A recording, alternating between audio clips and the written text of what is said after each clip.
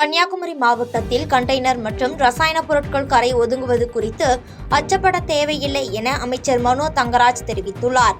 கன்னியாகுமரி மாவட்டம் திருவட்டாரில் 2.55 கோடி ரூபாய் செலவில் புதிய பேருந்து நிலையத்தை காணொலி காட்சி மூலம் தமிழக முதலமைச்சர் மு.க.ஸ்டாலின் திறந்து வைத்தார். இந்நிகழ்ச்சியில் பால் நிலையத்துறை அமைச்சர் மனோ தங்கராஜ், மாவட்ட ஆட்சித்தலைவர் அழகுமீனா உள்ளிட்டோர் கலந்து கொண்டு குத்துவிளக்கு ஏற்றி துவக்கி வைத்தனர். தொடர்ந்து செய்தியாளர்களை சந்தித்த அமைச்சர் மனோ தங்கராஜ், கேரளாவில் கண்டெய்னர் கப்பல் கவிழ்ந்து விபத்துக்குள்ளான விவகாரத்தில் குமரி மாவட்ட பகுதிகளிலும் பொருட்கள் கரை ஒதுங்குவது தொடர்பாக மாவட்ட ஆட்சியர் மற்றும் அதிகாரிகள் கண்காணித்து வருகின்றனர் எனவும், இது சம்பந்தமாக பொதுமக்கள் அச்சப்பட தேவையில்லை என தெரிவித்தார்.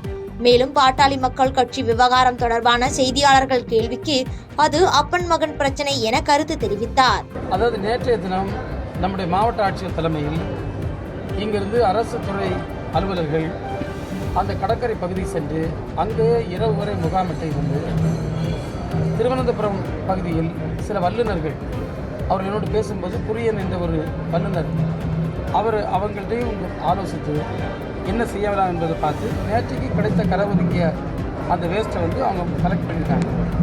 இது எனக்கு மாவட்ட ஆட்சியர் கூறிய போது இது ஒரு கண்டினியூஸ் ப்ராசஸ், கொஞ்ச நாள் பண்ண வேண்டி இருக்கும். ஏன்னா எவ்வளவு கீழே டம்பாக இருக்குது, என்ன வேஸ்ட்டு டம்பாக இருக்குது, இதெல்லாம் யாரும் கண்டுபிடிக்க முடியல. ஷிப்பு கீழே போகிறனால அது கொஞ்சம் கொஞ்சமாக அலையில் வர சமயத்தில் அதை எடுப்பதற்கான முயற்சி எடுத்திருக்கு. பொதுமக்களை பொறுத்தவரை பீதி அடைய தேவையில்லை. ஏனென்றால் அவற்றை அகற்றுவதற்கு தமிழ்நாடு அரசும் கேரள அரசும் இணைந்து நம்முடைய மாவட்ட நிர்வாகமும் திருவனந்தபுரம் மாவட்ட நிர்வாகம் இணைந்து ஆக்கப்பூர்வ பணிகளை முறையான வல்லுநர்களோடு இணைந்து அவர்கள் செய்து கொண்டிருக்கிறார். பாட்டாளி மக்கள் கட்சியில் நடப்பது குடும்ப பிரச்சனை என்றும், அவருடைய குடும்ப பிரச்சனை குறித்து தான் கருத்து கூற விரும்பவில்லை என நாடாளுமன்ற உறுப்பினர் கார்த்திக் சிதம்பரம் தெரிவித்துள்ளார். புதுக்கோட்டை மாவட்ட ஆட்சியர் அலுவலகத்தில் நடைபெற்ற மாவட்ட வளர்ச்சி மற்றும் கண்காணிப்பு குழு கூட்டத்தில் கலந்து கொண்ட பின் சிவகங்கை நாடாளுமன்ற உறுப்பினர் கார்த்திக் சிதம்பரம் செய்தியாளர்களை சந்தித்தார். அப்பொழுது பேசியவர், பாட்டாளி மக்கள் கட்சி நிறுவனர் ராமதாசிற்கும் தலைவர் அன்புமணி ராமதாசிற்கும் இடையே நடப்பது அவர்களது குடும்ப பிரச்சனை என்றும், குடும்ப பிரச்சனையில் தான் கருத்து கூற விரும்பவில்லை என்றும் தெரிவித்தார். மேலும் தமிழகத்தை பொறுத்தவரை இந்தியா கூட்டணி வலிமையாக உள்ளது என்றும், பிற மாநிலங்களில் இந்தியா கூட்டணி வலிமையாக இல்லை என்றும், 2026 தேர்தலில் இந்தியா கூட்டணி தான் வெற்றி பெறும் என தெரிவித்தார். இன்னைக்கு இருக்கிற நிலையில இந்தியா கூட்டணி வலுவாக இருக்கிறது. என்னை பொறுத்த வரைக்கும் வருகின்ற தேர்தலில் வெற்றி பெறும். அண்ணா திராவிட முன்னேற்ற கழகமும் பாஜக கூட்டணியை அண்ணா திராவிட முன்னேற்ற கழக கடை தொண்டர்கள் ஏற்றுக்கொள்ளவில்லை என்பதுதான் என்னுடைய அரசியல் புரிதலிலே எனக்கு புரிகிறது. அவ்வளவுதான் எனக்கு புரியுது. அண்ணா திராவிட முன்னேற்ற கழகம் 2021 பாரதிய ஜனதா கட்சியோட கூட்டணி வைத்திருந்தார்கள். ஆனால் 2024 தேர்தலுக்கு முன்பாக அந்த கூட்டணியை முறித்துக் கொண்டார்கள். ஏனென்றால் அந்த கூட்டணியோடு இருந்தோம் என்றால் சிறுபான்மை மக்களை நம்மளை நம்ப மாட்டார்கள் என்று சொல்லி அண்ணா திராவிட முன்னேற்ற கழகம் பாரதிய ஜனதா கட்சியோடு கூட்டணியை முறித்துக் கொண்டது.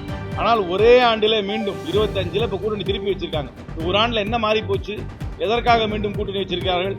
அவர்களுடைய அடிமட்ட தொண்டர்கள் ஒன்றும் இந்த கூட்டணியை முழுமையாக விரும்பவில்லை. நான் செல்லும் இடத்தில எல்லாம் நான் பார்க்கும் வரை, நான் பேசிய வரை அண்ணா திராவிட முன்னேற்ற பாஜக கூட்டணியை மக்கள் ஏற்றுக்கொள்ளவில்லை என்பதுதான் என்னுடைய புரிதல். இரண்டாவது, தமிழ்நாட்டின் முதலமைச்சர் மு.க.ஸ்டாலின் அவர்களுக்கு பதிலாக எடப்பாடி பழனிசாமி அவர்கள் முதல்வராக வர வேண்டும் என்று பொதுமக்கள் எந்த இடத்திலும் பேசவில்லை.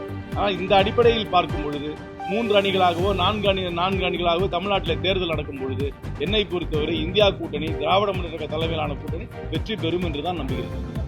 செய்திகளை உடனுக்குடன் தெரிந்து கொள்ள கீழ்கண்ட கேபிள் மற்றும் DTH நெட்வொர்க்குகளில் எம்நாடு செய்தி தொலைக்காட்சியை காணுங்கள். பாதகம் செய்பவரை கண்டால் நாம் பயம் கொள்ளலாகாது பாப்பா. மோதி மிதித்து விடு பாப்பா, அவர் முகத்தில் உமிழ்ந்து விடு பாப்பா.